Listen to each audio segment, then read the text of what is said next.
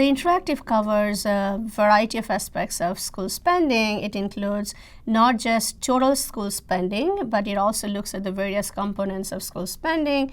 We are actually also releasing spending in all the different spending categories, the component spending categories, such as the instructional spending category, the instructional support spending category, leadership services, transportation, etc., etc.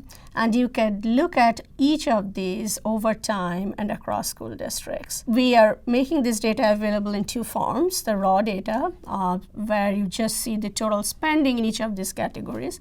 But we also are releasing parallelly another series of data that we call adjusted data.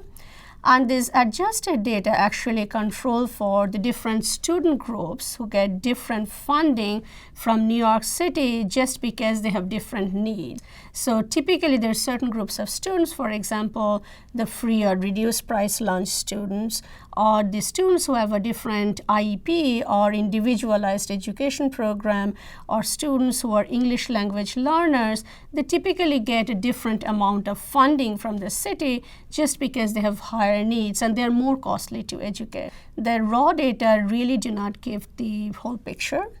So the raw data might make it seem that a certain school district has a much higher spending than another school district, which may not be functionally true.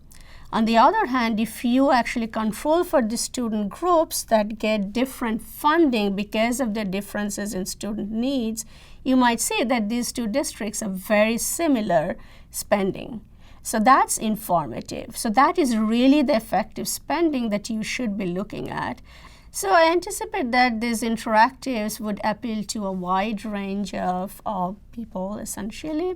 So practitioners, policymakers, researchers, service providers, parents will likely find this useful for different reasons. So I would say in a nutshell, it is a really, really unique and two very rich data source that is being made available to the public in a very user-friendly, interactive way.